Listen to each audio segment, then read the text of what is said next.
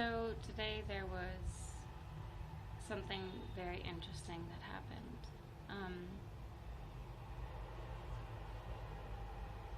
I was in a really bad mood, and one of my friends, two of my friends actually, sent me videos of inspirational, I guess, messages. One from Will Smith and one from Matthew McConaughey. And I was like, not today. Like, I just can't listen to some inspirational shit from rich, wealthy, famous people. Or, well, I guess rich and wealthy are the same thing, but just, yeah, maybe they had some hard times, but they both started acting very, very young. And look where they are now. Granted, I'm not saying it didn't take a lot of hard work for them to get to where they are, but everything that they were saying was just really fucking pissing me off, because I get it. Like, I totally understand what these inspirational speakers mean, what they're trying to get at, what they're trying to say. I even had another friend who was trying to talk to me all philosophically and metaphysically and spiritually to me today, and I was like, I didn't want to hear it. I didn't want to hear any of it. I was so irritated with everything, and I was just so mad.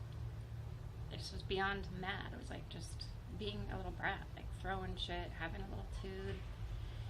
It's so unnecessary, because I'm aware of it.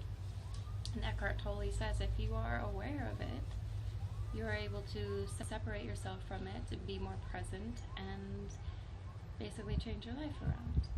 Get out of your ego, get out of your head, and stop being a fucking bitch. But you know what? I wasn't. I just let it roll because it felt good, and that's what he even says. It feels good to be in our pain body. It feels good to be miserable. It feels good to be pissed off or depressed, because it's what's comfortable and it's what feels real. Happiness doesn't feel real because our idea of what real happiness is completely skewed. And I'm constantly seeking outside myself, constantly wanting something else in my life, something to satisfy or fill some sort of need, but that just means you have lack. And so I was like, I'm not going to go anywhere this weekend. I'm not going to go to the mountains. I'm not going to go to the lake or the river or anything like that, because that's just me wanting to have an escape. And granted, I want to be closer to nature, get out of this fucking city, but at the same time, all that is a lack. And then I just felt like I couldn't be free, that I was being held prisoner, that I wasn't able to expand my mind or my life, really. I'm just getting irritated at everything.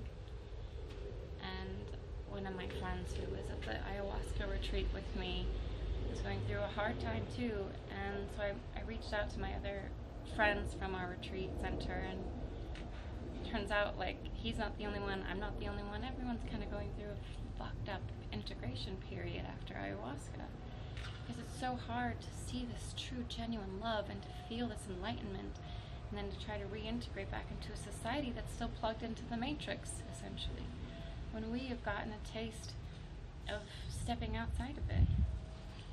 And so it's hard for us to deal with society the way that it is. And so finally I was like, you know what?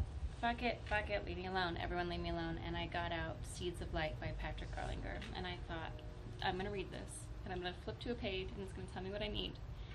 And it did, essentially. I read a few chapters, and basically what I came away with today was that we need to live in a place of non-judgment and compassion. And yeah, I've spouted that off so many times, and one of my friends was texting that to me today, and I just didn't want to hear it. But reading it as a transmission from a higher dimensional being actually made me stop and think, okay, cool, I need to fucking wake up now and listen to this. And basically what it was is, we have to have compassion for each other. And the best example that they gave, and the best example I could think of as well, is Hitler, is that example. If we hate Hitler to such a degree because of everything that he did, who are we then? What becomes of us and this energy that we project? But just another projection of negativity, which projects negativity, which projects negativity. Do you see where I'm going? And that's not where we need to be as light beings, as celestial beings, and beings of God, essentially. And so that really made me think, okay, I can't hate these people who do wrong. I can't hate these people who are bad, because why are they that way? We have to break it down to, they are projecting what they think life is about because of what they experienced as a child. So was it neglect? What was it that made them hurt so bad that they would take out their pain and misery on other people? Or, you know, let's say the people who are participating in the dog meat slaughters or factory farmers.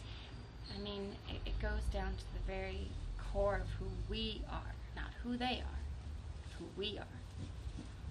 And I was like, okay, I get this. My bad attitude right now is coming from me. It has nothing to do with anybody else. I'm letting what everyone else is doing affect me.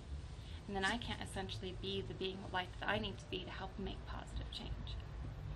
And so I was like, fuck it, I still need to get out. So I went to the park, Denver City Park. And I was there with my dogs, and I had a good time with them because I was laughing at my dog, Tanner, who was chasing squirrels. And then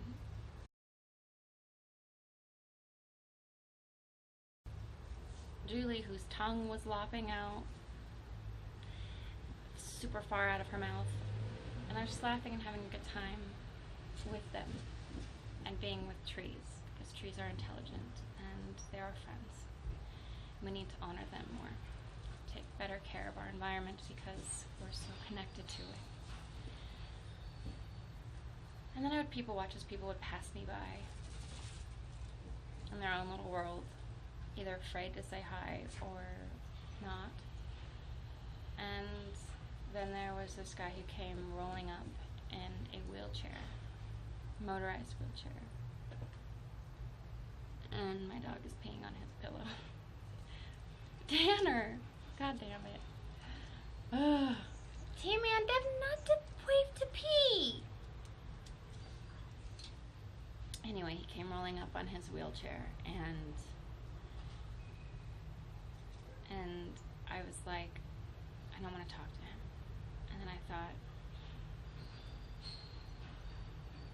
he probably doesn't get talked to by anybody anymore since whatever happened to him. And I thought, I'm going to be a compassionate being. I need to be to help influence other people's lives in a good way. And instead of giving away too much of my light, which I do, I felt myself getting rooted to the ground. I visualized that because I've been told to do that. And then I had a conversation with him. The very first thing that came out of his mouth was, "Do you speak Spanish?" And the poor guy was just trembling like this and couldn't speak. And I wanted to ask him what happened and how he got that way. But I knew if he wanted to tell me, he would. So I just had a conversation with him. I said, "I don't really speak Spanish, but it sounds like you speak good English." And we talked about my dogs for a second. But anyway, the root of this meetup, or meeting, or kismet, whatever, was to show me that, fuck, my life is not that bad. And yes, there are so many hardships and horrible things that are going on in this world, but we cannot allow ourselves to be so negative about everything, because we could have it so much worse, personally worse. There are some bad things out there, and I feel like I take on that energy, and I know a lot of people do. But anyway, so he told me he got in a car accident 10 years ago, and it's really hard for him to speak. He was trying to smoke marijuana for his pain. I had to help him do that. And I laughed because I was like getting burnt by his lighter. I was like, I'm fucking burning my thumb trying to help this person. Where's the karma in that? But I tried to speak with him and be present with him in a way that wasn't, I'm getting good grace points.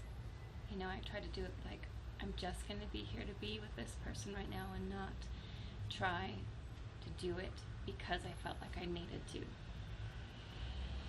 And anyway, he stood up which was cool because he could barely do that, and gave me a hug. And it just made me appreciate everything that I went through today, in terms of not wanting to feel enlightened and not wanting to listen to my teachers and not wanting to be present and just letting my ego run with me with my attitude and the way I was feeling about everything, and just wanting to brood and sleep and just say fuck it to the world,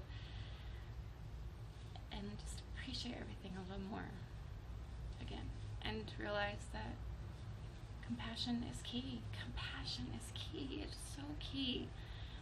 And it doesn't mean you have to go up to someone who's severing a dog's leg at the soy dog meat festival, or go up to someone who just shot an innocent person point blank and be like, you're exonerated of your sins. No, it just means that you say, hey, you need love in your life, and I'm going to be a presence of love. I'm going to be a being of love and light, instead of creating more hate and making you feel validated for the hate that you were already projecting. And then as I was driving away after I was feeling all of this, I hear this man screaming, I hate that music, turn it off, I hate the music, fuck you.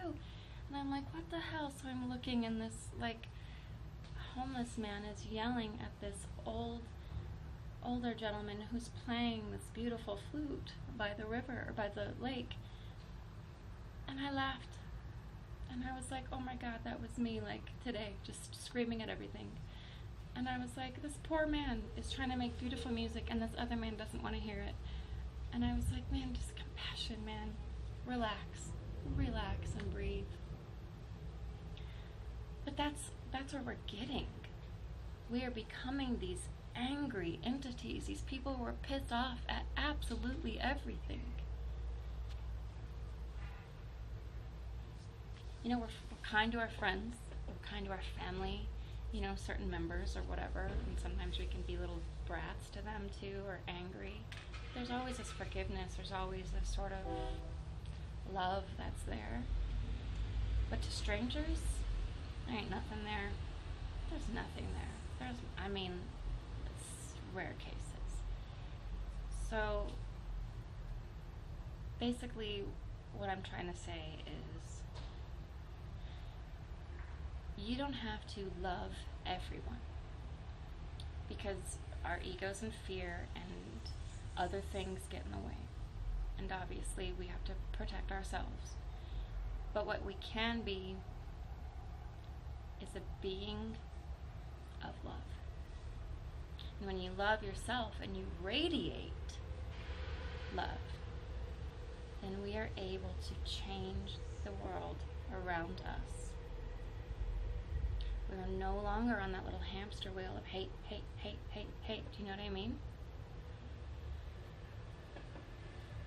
It was a really, really hard weekend for me. Really, really hard day for me. And I know it can be hard for a lot of people. And I can't believe it took 2.5 fucking days for me to finally realize this and get out of this fucking ego, because it sucks. But I'm hoping that this story and lesson will help you as well. And if you haven't already picked up Seeds of Light by Patrick Garlinger, I hope I'm not butchering his name, I definitely recommend it. He did ayahuasca with me in May, and he had transmissions flow through him from spiritual beings, and he transcribed them into what is an easy read. A small book, easy read, it's only like $13, and even if you don't want to buy into it, there's a lot of really good teachings and practices in there to just have a better life, be a better you, and to be a better person in today's society. Even though I think today's society is a fucking sham, and I did not create this reality despite what people say. I didn't put Lolita in a cage, you know? I didn't do that. I didn't create that. So it's hard. But my spiritual practice is going to be documented, and hopefully I grow, and hopefully I can help those who take the time to listen to grow as well.